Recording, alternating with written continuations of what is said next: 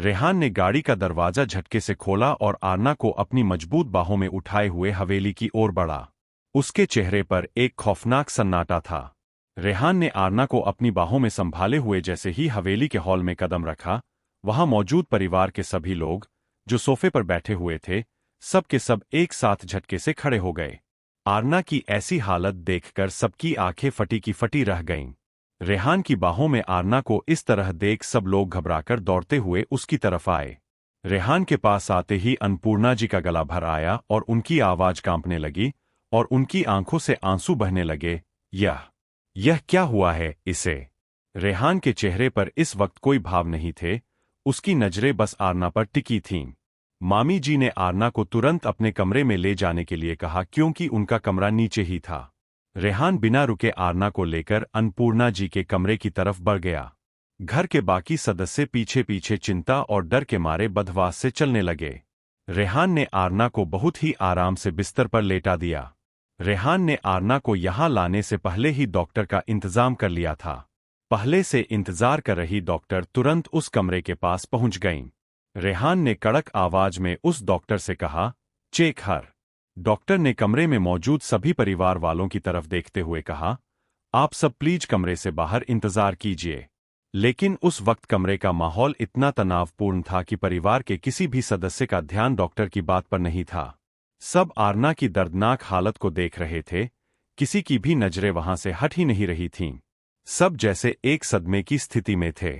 कुछ देर बाद कमरे के बाहर हॉल में सन्नाटा था, लेकिन उस सन्नाटे में डर की एक भारी गूंज थी। मामी जी और मामा जी दोनों ही बदहवास से खड़े थे। उनके चेहरे पर साफ डर था कि कहीं उस दरिंदे ने आरना के साथ कुछ गलत तो नहीं कर दिया।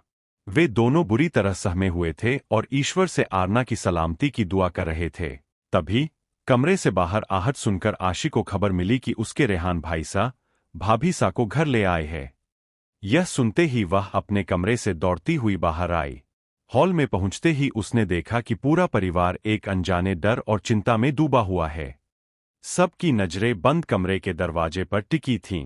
रेहान कमरे के बाहर दीवार से सटकर खड़ा था, जिसे आकाश सांत्वना दे रहा था। उसके चेहरे पर एक अजीब सा ना बयां करने वाला इमोशन था। परिवार वाले उसे देख रहे थे कि रेहान कहीं खोया हुआ है। कमरे के बाहर खामोशी का सन्नाटा पसरा था। सब लोग वहीं खड़े थे। आशी धीरे से वहां आई, लेकिन उसे देखकर किसी ने न तो कोई बात की और नहीं उसकी तरफ देखा। आशी दबे पाव रेहान के पास आई और गिड़गिड़ाते हुए बोली, रेहान भाभी सा कैसी है? मने बतावोन, उनरी तबीयत कैसी है? रेहान के चेहरे पर कोई भाव नहीं थे। आशी के सवाल का उसने कोई जवाब नहीं दिया। तभी नानी जी ने आगे बढ़कर रेहान का हाथ थाम लिया और बोली, बेटा, तूने घनो मोटो काम कियो है। अपनी पत्नी की जान बचाकर तूने थारो धर्म निभाव्यो है। मने थारे पर गर्व है। नानी जी की बात सुनकर भी रेहान के होंठ नहीं हिले। वह अभी भी शांत था, लेकिन उसके जहन में आरना की वही लहूलुहान हालत और दर्द से कराहता हुआ चेहरा बार बार किसी फिल्म की तरह चल रहा था। उसके दिमाग में सिर्फ वही दृश्य घूम रहे थे।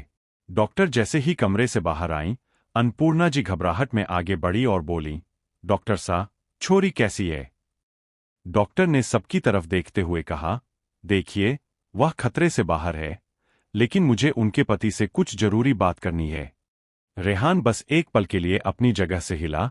उसकी आवाज एकदम सपाट और शांत थी। हम क्या बात करनी है? डॉक्टर ने कहा, मुझे आपसे अकेले में बात करनी है।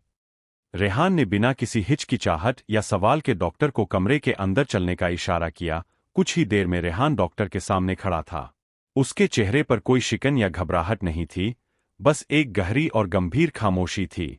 डॉक्टर ने गंभीर स्वर में कहना शुरू किया, मिस्टर सिंघानिया, आपकी वाइफ की कंडीशन इस वक्त काफी क्रिटिकल है। आपके घर वालों को तो मैंने सांत्वना दे दी है, लेकिन रियलिटी यह है कि वह अंदर से बहुत वीक है। उनके साथ हुआ है, उसका उनके मेंटल हेल्थ पर बहुत गहरा असर पड़ा है। उन्हें सीवियर पैनिक अटैक आया है। मैंने कई केस देखे हैं, लेकिन उनका रिएक्शन काफी अलग और डरावना है। डॉक्टर ने आगे कहा, वह किसी को भी अपने पास नहीं आने दे रही है। मुझे लगता है कि उनका कंप्लीट मेडिकल चेकअप जरूरी है। वह इतनी ज्यादा डरी हुई है कि मैं उनके घाव भी ठीक से क्लीन नहीं कर पाई। वह इस वक्त किसी की भी बात सुनने की कंडीशन में नहीं है। उनके शरीर के निशान देखकर साफ पता चलता है कि उन्होंने खुद को प्रोटेक्ट करने की पूरी कोशिश की है। एक लड़की के लिए अपनी डिग्निटी के साथ हुआ यह खिलवाड़ किसी बड़े हादसे से कम नहीं है। इस वजह से वो गहरे शौक में है। रेहान डॉक्टर की हर बात सुन रहा था। उसकी आंखें एकदम शांत थीं, जैसे वह सब कुछ अपने अंदर ऑब्जर्व कर रहा हो। डॉक्टर की बात खत्म होते ही रेहान का चेहरा और भी ज्यादा सख्त हो गया। अपनी आवाज में एक ठंडी और खतरनाक गंभीरता लाते हुए उसने कहा, मुझे यह बताने की जरूरत नहीं है कि उसके साथ क्या हुआ है, और यह बात घर से बाहर किसी को भी पता नहीं चलनी चाहिए। डॉक्टर ने बिना एक शब्द कहे सिर झुकाया और वहां से निकल गईं। जाने से पहले उन्होंने आरना के लिए एक प्रिस्क्रिप्शन टेबल पर रखा था। उसके चेहरे पर अब भी कोई रिएक्शन नहीं था, बस उसकी आंखों में एक ऐसी खामोशी थी जो किसी बड़े तूफान के आने का संकेत दे रही थी। तभी अचानक रेहान को मामी जी की चीख सुनाई दी। वह फुर्ती से मामी जी के पास पहुंचा।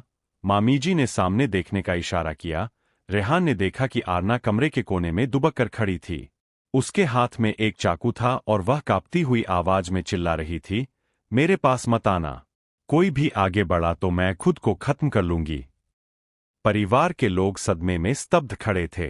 अन्नपूर्णा जी डरी हुई आंखों से रेहान को देख रही थीं। उनकी आंखों में आंसू थे।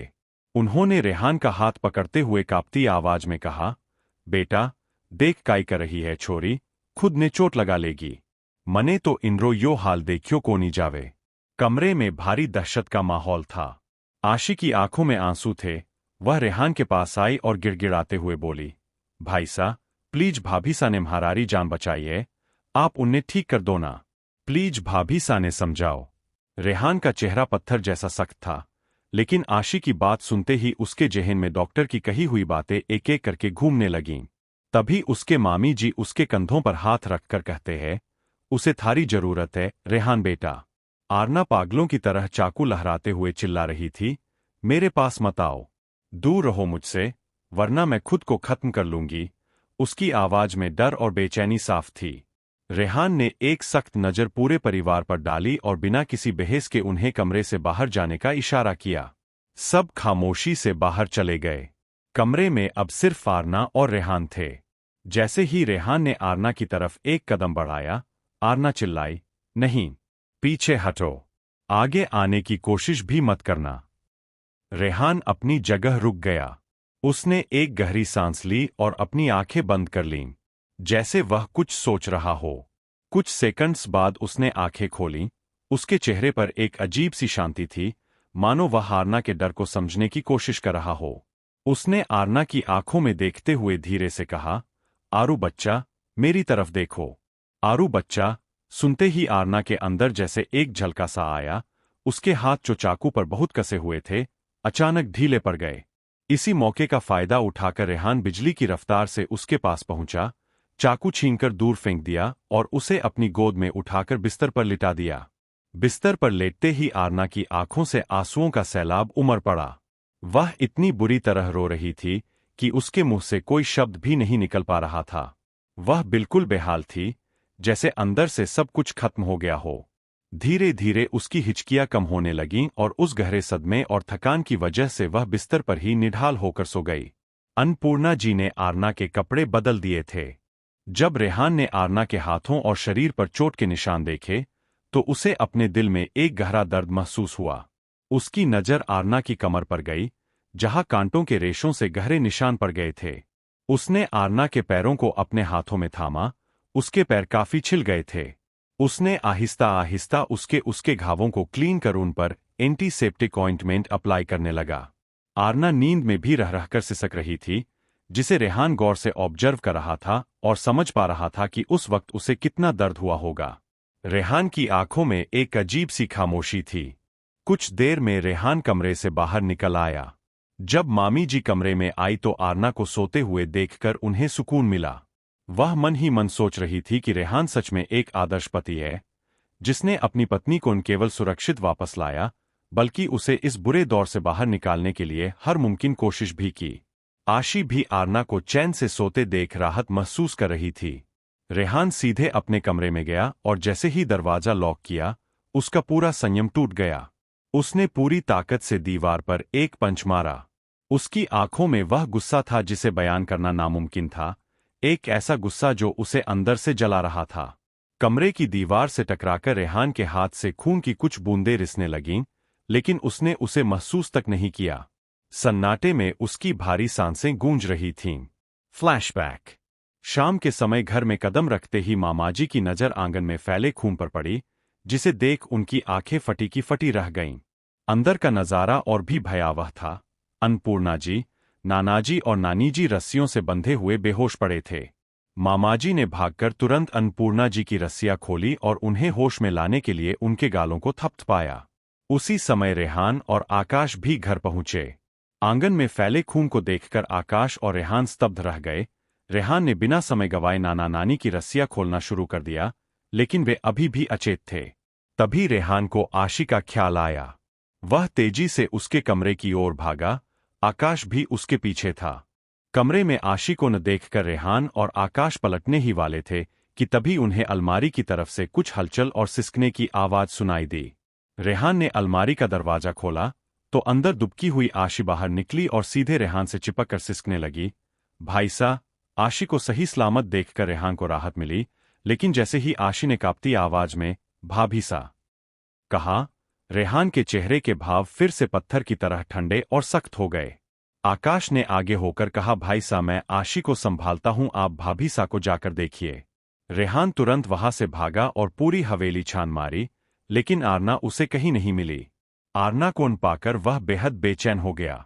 कुछ देर बाद कमरे में अन्नपूर्णा जी, नानाजी और नानी जी बेहोश पड़े थे और डॉक्टर उनका इलाज कर रही थीं। तभी अन्नपूर्णा जी एकदम से होश में आईं और किसी गहरे सदमे में जोर से चीख पड़ीं। उनकी चीख में वह दहशत साफ झलक रही थी जो उन्होंने उस पल में महसूस की थी जब बलदेव ठाकुर आरना को जबरदस्ती वहां से ले जा रहा था। अन्नपूर्णा जी ने होश में आते ही टूटे हुए शब्दों में वह पूरी घटना बयां की। रेहान ने जब यह सुना कि आरना के साथ बलदेव सिंह ने कितनी बर्बरता की है और फर्श पर बिखरा वह खून आरना का ही था, तो उसकी आंखें गुस्से से अंगारे की तरह लाल हो गईं। तभी आशित फूट फूट कर रोने लगी। उसका पूरा शरीर सिसकियों से कांप रहा था। उसने रोते हुए कहा, भाई सा, सब मेरी गलती है। काश मैं भाभी सा को मंदिर न ले जाती तो शायद यह सब ना देखना पड़ता। सब मेरी ही वजह से हुआ है। आकाश ने हैरान होकर आशी को देखा और अन्नपूर्णा जी से पूछा, मासा, आशी काई बोल रही है? मंदिर में काई हुयो हो? अन्नपूर्णा जी भी शौक होकर उसे देखने लगती है और पूछती है, कि हुआ था आशी? सच सच बता मन्ने। आशी ने कांपते हुए रुंधे गले से पूरी बात बयां की। उसने बताया कि दिन मंदिर में भैरव ने किस तरह उसे घेर लिया था और उसका हाथ पकड़कर बदतमीजी की थी। आशी ने कांपती आवाज में यह भी बताया कि आरना ने उसे उस दरिंदे भैरव के चंगुल से दूर धकेल दिया था। यह सब सुनकर कमरे में अचानक एक जोरदार थप्पड़ की गूंज सुनाई दी। अन्नपूर्णा जी ने अपना आपा खोते हुए आशी को एक जोरदार तमाचा जड़ दिया। वह गुस्से और पीड़ा से कांपती हुई चिल्लाने लगीं, तन्ने मने ये बात पहले क्यों को नहीं बताई? तू जानती है कि इस सब का नतीजा क्या हुआ है? उस दरिंदे ने थारी भाभीसा को किस तरह इस घर से उठाया है। थारी भाभीसा ने अपनी जान दांव पर लगाकर थारे को बचाया है। इतनी बड़ी गलती कैसे कर सकती है तू छोरी? आशी सहम कर रह गई और अन्नपूर्णा जी का गुस्सा बढ़ता ही जा रहा था, लेकिन तभी रेहान ने तुरंत आगे बढ़कर अपनी मामी जी का हाथ थाम लिया। उसने शांत लेकिन दृढ़ स्वर में कहा, बस कीजिए, इसमें आशी की कोई गलती नहीं है।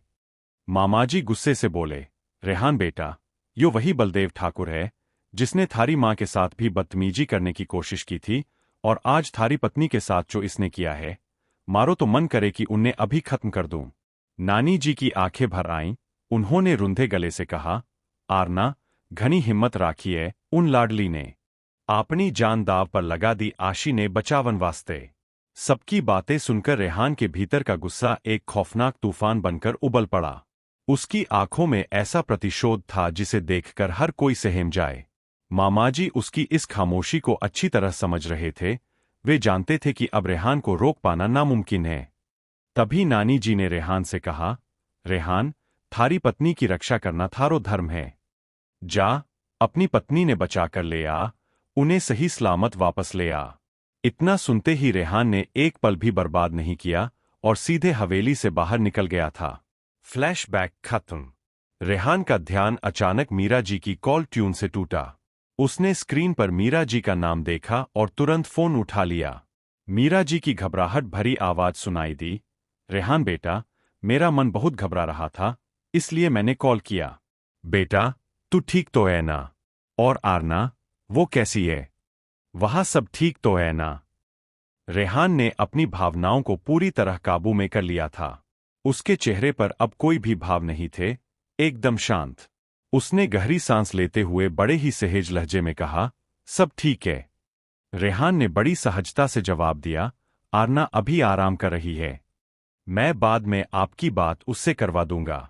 मीरा जी ने राहत की सांस लेते हुए कहा, ठीक है बेटा, पर मेरी बात जरूर करवा देना। इतना कहकर उन्होंने कॉल काट दिया। रेहान अच्छी तरह समझ रहा था कि उसकी मीरा चाची को इस बात का अंदेशा हो चुका है कि कुछ बहुत गलत हुआ है, लेकिन इस वक्त वह उन्हें सच बताकर परेशान नहीं करना चाहता था। सुबह का समय। बलदेव सिंह अपनी हवेली में आराम से बैठकर चाय की चुस्कियां ले रहा था। तभी बाहर से उसे किसी के पुकारने की आवाज सुनाई दी। वह चाय का कप टेबल पर रखते हुए गुस्से में बाहर निकला और चिल्लाया, कौन है? मारी हवेली में घुसबारी इतनी हिम्मत किनरी हुई? सामहा आ। लेकिन जैसे ही वह आंगन में पहुंचा, उसकी बोलती बंद हो गई। हवेली का नजारा देखकर उसके होश उड़ गए। कुछ ही पलों में रेहान सिंघानिया ने उसके तमाम आदमियों को अधमरा कर दिया था। हर तरफ उसके आदमी दर्द से कराह रहे थे। रेहान सिंघानिया हवेली के बीचों बीच साक्षात मौत की तरह खड़ा था। बलदेव सिंह ने अभी कुछ बोलने की कोशिश ही की थी कि रेहान बिजली की गति से आगे बढ़ा और उसने बलदेव के कुर्ते का कॉलर पकड़कर उसे खींचते हुए डाइनिंग टेबल की तरफ ले गया। रेहान ने पूरे गुस्से के साथ बलदेव का सिर डाइनिंग टेबल पर दे मारा। टेबल से टकराते ही बलदेव के सिर से खून की धार बहने लगी और वह दर्द से चीखने लगा। रेहान की आंखों में उस वक्त मौत का सा खौफ और बदले की ऐसी आग थी जिसे देख रूह कांप जाए। उसके मन में अपनी मां के साथ हुई उस पुरानी बदतमीजी और अब आरना के साथ हुए उस जुल्म का मंजर घूम रहा था। उसने बलदेव सिंह को डाइनिंग टेबल पर पटकते हुए दहाड़ कर कहा, कल जो तूने किया, उसकी सजा तो तुझे मिलनी ही चाहिए। देख बलदेव, आज तेरे सामने साक्षात मौत खड़ी है और आज तुझे मुझसे कोई नहीं बचा सकता। बलदेव सिंह दर्द से कराहते हुए अपने खून से लथपथ चेहरे को साफ करने की कोशिश करते हुए चिल्लाया, कौन है तू? और मने इंतरियां क्यों मार रहे हो है? मैं तेरो काई बिगाड़ियो है? रेहान ने उसकी गर्दन दबोचते हुए ठंडी आवाज में कहा, कल जो तूने एक लड़की के साथ किया, उसके बाद भी तू मुझसे पूछ रहा है कि तूने क्या किया है? बलदेव सिंह को जैसे ही कल की याद आई, वह घृणित हंसी हंसते हुए बोला, अच्छा, उन छोरी री बात कर रहे हो है? काई लागे है एवा थारी? इतनी सी बात वास्ते तू मने मारेगो? तभी भैरव भी कमरे से बाहर निकला और चिल्लाया, तू यो काई कर रहे हो है? मारी हवेली में घुसकर म्हारे बाबोसा ने मार रियो है। जैसे ही भैरव आगे बढ़ा, रेहान ने बिना कोई शब्द कहे भैरव को एक ऐसा जोरदार तमाचा जड़ा कि उसका पूरा शरीर झटके से घूम गया। उस एक थप्पड़ की गूंज हवेली में गूंज उठी। भैरव का होंठ फट गया और मुंह से खून की धार बह निकली। रेहान ने आरना के गालों पर देखे उन थप्पड़ों के निशान को याद कर बलदेव और उसके बेटे भैरव दोनों को दरिंदों की तरह पीटना शुरू किया। मार मार कर उसने उन दोनों की हालत खस्ता कर दी। बलदेव कराहते हुए बोला, तू घनो बुरो कर रहे हो है, मने छोड़ दे। लेकिन रेहान रुका नहीं। उसने घसीटते हुए उन दोनों बाप बेटों को बाहर निकाला और अपनी गाड़ी के पीछे रस्सियों से मजबूती से बांध दिया। रेहान ने गाड़ी स्टार्ट की और पूरे गांव की सड़कों पर उन दोनों को इसी तरह घसीटने लगा। गांव के कच्चे रास्तों पर बाप बेटे की हालत बद से बदतर हो रही थी और रेहान खंभे से बंधे उन दोनों दरिंदों के सामने खड़ा हो गया। उसकी आंखों में वो आग थी जो किसी का भी कलेजा कंपा दे। उसने पूरे गांव की भीड़ की तरफ देखा और अपनी भारी और बुलंद आवाज में दहाड़ा, आज मैं आप सबसे एक सवाल पूछता हूं, क्या आप लोग इन नीच दरिंदों को यूं ही छोड़ देंगे, जिन्होंने गांव की कई बहू बेटियों की इज्जत के साथ खेलने की हिम्मत की है? क्या आप लोग इन्हें जिंदा रहने का मौका देंगे? क्या ऐसे घटिया लोगों को समाज में रहने कोई हक है? आज आप सबने न्याय नहीं किया, तो कल ये किसी और घर की बेटी को अपना निशाना बनाएंगे। रेहान की इन तीखी और जोशीली बातों ने गांव वालों के भीतर दबे हुए आक्रोश को बाहर निकाल दिया। रेहान के शब्दों ने लोगों के जमीर को झकझोर दिया था। देखते ही देखते भीड़ का गुस्सा ज्वालामुखी की तरह फट पड़ा। लोगों ने बिना कुछ सोचे अपने आसपास पड़े पत्थर उठा लिए और एक के बाद एक सब उन दोनों दरिंदों पर पत्थर बरसाने लगे। सबके चेहरे पर एक ही जुनून था, इंसाफ। देखते ही देखते बलदेव सिंह और भैरव बुरी तरह लहूलुहान होकर ढेर हो गए। पत्थरों की चोट और गांव वालों का न्याय उन दोनों के शरीर और रूह को चीरता हुआ निकल गया। जब वे दोनों बेजान होकर खंभे से लटक गए तो चारों तरफ एक खौफनाक सन्नाटा पसर गया। तभी मामाजी ने आगे बढ़कर रेहान के कांपते हुए कंधे पर हाथ रखा और धीमे लेकिन भारी स्वर में बोले, बेटा, बस कर। बहुत हो गया। देख, तू अब शांत हो जा। इस वक्त थारी पत्नी ने तेरी सबसे ज्यादा जरूरत है, तू जा उसके पास। लेकिन रेहान की आंखों में अब भी वही दहकती हुई प्रतिशोध की आग थी। उसका गुस्सा शांत होने का नाम नहीं ले रहा था। उसकी मुट्ठियां अब भी कसकर भिंची हुई थीं। तभी मामीजी ने भी उसका हाथ पकड़कर नम आंखों से कहा। अन्नपूर्णा जी ने रेहान के सिर पर हाथ रखा और कहा, बेटा, शांत हो जा। अगर आज आराधना भाभी सा भी होती तो वे भी बिल्कुल यही करतीं। अपनी मां का नाम सुनते ही रेहान ने कुछ सेकंड के लिए अपनी आंखें बंद कीं। उसका गुस्सा कम तो नहीं हुआ था, लेकिन उसने उसे अपने अंदर ही कंट्रोल कर लिया था। दोस्तों, आपको हमारी ये कहानी पसंद आए तो वीडियो को लाइक, चैनल को सब्सक्राइब और अपनी राय कमेंट में जरूर बताइए।